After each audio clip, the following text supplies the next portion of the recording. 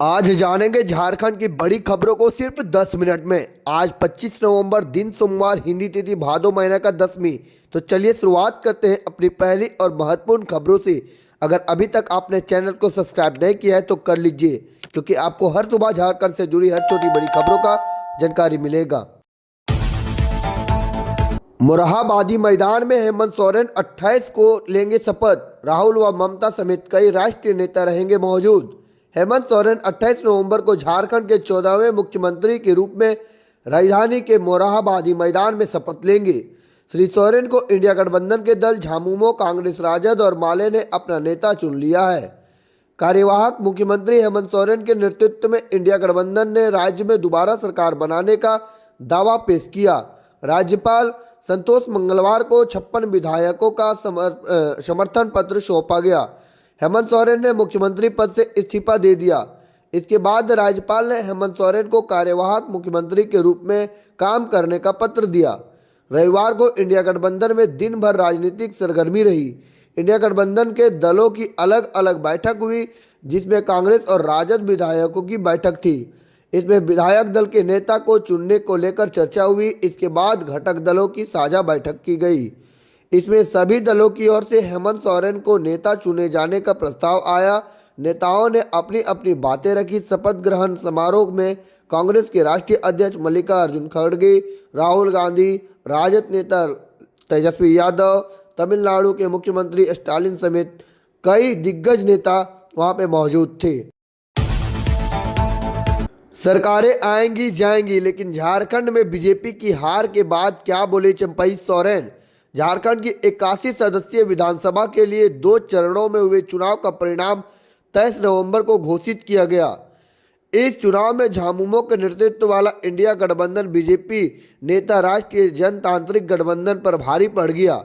India block ने 56 और NDA ने 24 सीटें जीती, जबकि झारखंड लोकतांत्रिक क्रांतिकारी मोर्चे के खाते में 1 सीट आई।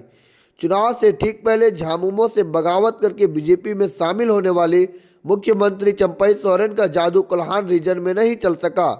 इस रीजन की 14 सीटों में से भाजपा केवल 3 सीटें जीतने में सफल रही, जबकि झामुमो ने 10 और कांग्रेस ने 1 सीट पर कब्जा कर लिया।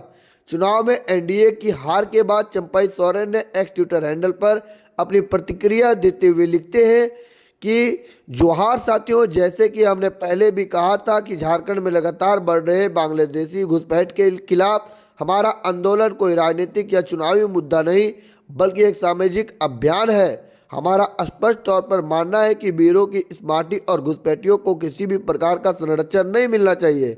पाकुड़, साहिबगंज समेत कई जिलों में आदिवासी समाज आज अल्पसंख्यक हो चुका है। अगर हम लोग वहां के भूमि पुत्रों की जमीनों और वहां रहने वाली बहु बेटियों की असमत की रक्षा ना कर सके तो चुनावी गमागमी के बाद वीर सिद्धू कानू, चंद भैरव और वीरांगना फूलो झानो को नमन करके बहुत जल्द हम लोग संताल परगना की वीर भूमि पर अपने अभियान का अगला चरण शुरू करेंगे। सरकारें आएंगी जाएंगी, पार्टियां बनेगी बिगड़ेगी, मगर हमारा समाज रहना चाहिए। हमारी आदिवासीयता बचनी चाहिए, अन्यथा कुछ नहीं बचेगा। इस वीर भूमि से फिर एक बार उलगुलान होगा। जय आदिवासी, जय झारखंड। झारखंड में चुनाव का रिजल्ट आते ही मैया सम्मान योजना को लेकर आ गया नया अपडेट। दिसंबर में मिलेगी एक और नया खुशखबरी। झारखंड विधानसभा चुनाव में आधी आबादी यानी महिलाओं का पूरा समर्थन सत्तारूढ़ झारखंड मुक्ति मोर्चा के नेतृत्व वाले गठबंधन को मिला। बम्पर जीत के साथ फिर से हेमंत सोरेन मुख्यमंत्री पद की शपथ लेंगे 28 नवंबर को। चुनाव परिणाम इनके पक्ष में आने के पीछे मुख्यमंत्री मैया सम्मान योजना का जबरदस्त योगदान रहा। महिलाओं को हर महीने सम्मान राशि भेजने वाली हेमंत सोरेन सरकार की मैया सम्मान योजना ने झामुमो, कांग्रेस, राजद गठबंधन के पक्ष में चुनाव के दौरान जबरदस्त कमाल दिखाया। यह न सिर्फ वोटों के बड़े पैमाने में तब्दील हुआ, बल्कि सत्ता में आने का दावा कर रही भारतीय जनता पार्टी को काफी पीछे धकेल दिया। सत्तारूढ़ गठबंधन के दलों के वोट प्रतिशत में भी पूर्व के मुकाबले में उछाल आया। हेमंत सोरेन पहले ही यह घोषणा कर चुकी है कि दिसंबर से इस योजना की राशि प्रति माह 1000 रुपये से बढ़ाकर 2500 रुपये कर दी जाएगी। इस संबंध में राज्य मंत्रिपरिषद ने निर्णय लिया। मुख्यमंत्री मैया सम्मान योजना के लाभुकों के दायरे में 18 वर्ष से 50 वर्ष की महिलाएं हैं। सत्ता संभालते ही हेमंत सोरेन सरकार इसे अमल में लाएगी। ऐसे में दिसंबर में मुख्यमंत्री मैया सम्मान योजना की 5वीं किस्त महिलाओं के खाते में जाएगी। उल्लेखनीय है कि इस योजना के चुनाव में शानदार बढ़त दिलाई। इसके जवाब में भाजपा ने गोगो दीदी योजना के तहत हर माह 2100 रुपये देने का वादा किया था, लेकिन इसे स्वीकृति नहीं मिली। इसे एक महीने में मैया सम्मान योजना ने सत्तारूढ़ महागठबंधन को बम्पर जीत दिलाने में सबसे अहम भूमिका निभाई। हेमंत सोरेन की सत्ता में शानदार वापसी के पीछे निःशुल्क बिजली की योजना को भी कारगर माना जा रहा है। हेमंत सरकार ने मुख्यमंत्री ऊर्जा खुशहाली योजना के तहत बकाया बिल माफ किया।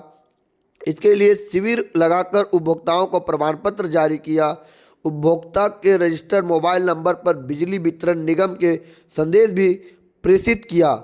योजना के लाभुकों का दायरा 41 लाख से अधिक है। इस साल जुलाई से योजना की शुरुआत की गई और राज्य में कुल बिजली उपभोक्ताओं की 56 लाख माफ हुई।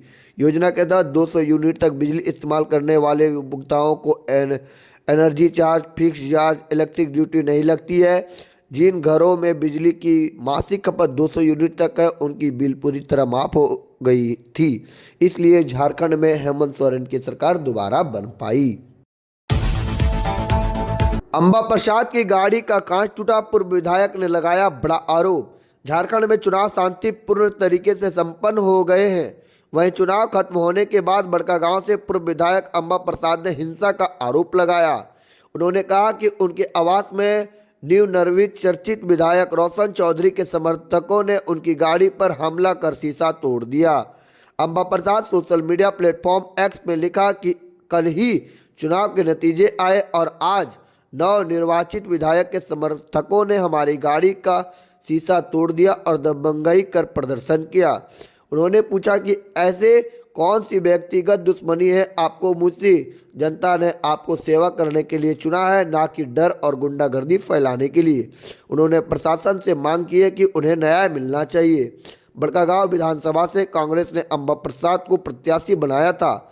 उन्हें बीजेपी प्रत्याशी रोशन लाल चौधरी ने 31,393 वोटों से हरा दिया। अंबा को कुल 93,075 वोट मिले। 2019 में विधानसभा में अंबा प्रसाद ने बड़कागांव से जीत दर्ज की थी और पहली बार विधायक भी बनी थी। कांग्रेस से मंत्रिमंडल में होंगे 2 नए चेहरे, कौन है वो धुआंधार? यहां जाने। कांग्रेस विधायक दल की बैठक के बाद रविवार को नई सरकार के गठन और इस क्रम में विधायक दल के नेता और मंत्रिमंडल में मंत्री पद को लेकर चर्चा हुई। बैठक में पाकुड़ की विधायक निस्ता आलम और रामगढ़ की विधायक ममता देवी नहीं पहुंच सकी। बाद में दोनों विधायक राजभवन जाने के क्रम में कांग्रेस विधायकों की टोली के साथ जुड़े। विधायक दल की बैठक में दल के नेता आला कमान को अधिकृत करने का निर्णय लिया। अटकलों के अनुसार आदिवासी को ही विधायक दल का नेतृत्व सौंपा जाएगा। सबसे सीनियर नेता डॉक्टर रामेश्वर उरांव का नाम आगे आ रहा है। प्रदीप यादव को लेकर भी अटकलें लगाई जा रही है, लेकिन प्रदेश अध्यक्ष के पिछड़ा वर्ग के होने के कारण यह संभव नहीं जताया गया। एक वर्ग से ही एक व्यक्ति को कोई महत्वपूर्ण पद दिया जाएगा, लेकिन प्रदेश अध्यक्ष मंत्रिमंडल को लेकर कांग्रेस में स्पष्ट तौर पर संदेश है कि एक प्रमंडल से एक ही मंत्री होगा। एसटी, ओबीसी, सामान्य और महिला वर्ग से मंत्री बनाए जाएंगे। अभी तक की अटकलों के अनुसार पार्टी के पास वही पुराने विभाग मौजूद रहेंगे। कैबिनेट में डॉक्टर रामेश्वर उरांव और डॉक्टर इरफान अंसारी को नाम को लेकर कोई संयम नहीं जताया गया। पिछड़ा वर्ग से प्रदीप यादव का नाम सामने आ रहा है। प्रदीप यादव के पास 6 बार विधायक चुनने का एक अनुभव प्रक्रिया है। इसके अलावा सामान्य वर्ग और महिला कोटे से पिछली कैबिनेट में कृषि मंत्री रही दीपिका पांडे सिंह का नाम भी अहम है। इनमें एक बार फिर मौका मिल सकता है। सामान्य वर्ग से बेरमो के विधायक अनूप सिंह के नाम भी चर्चा हो रही है। इसके अलावा सामान्य वर्ग में एक विधायक दल की बैठक में 16 में से 14 विधायकों की मौजूदगी रहेगी। कांग्रेस विधायक दल के नेता को लेकर प्रस्ताव पारित हुआ कि पार्टी हाईकमान की इस पर निर्णय होंगे। सभी विधायकों के बारे में आलाकमान को जानकारी दी जाएगी। इन्हीं के बीच से किसी का चयन किया जाएगा। मंत्रिमंडल को लेकर बड़ी साझेदारी के साथ बैठक का निर्णय लेंगे। दोस्तों आज के लिए इतना ही। अगर वीडियो पसंद आया हो तो लाइक करके सब्सक्राइब जरूर करें और साथ ही साथ शेयर करना ना भूलें। फिर मिलेंगे कल इसी सुबह। खबर देखने के लिए बहुत बहुत धन्यवाद।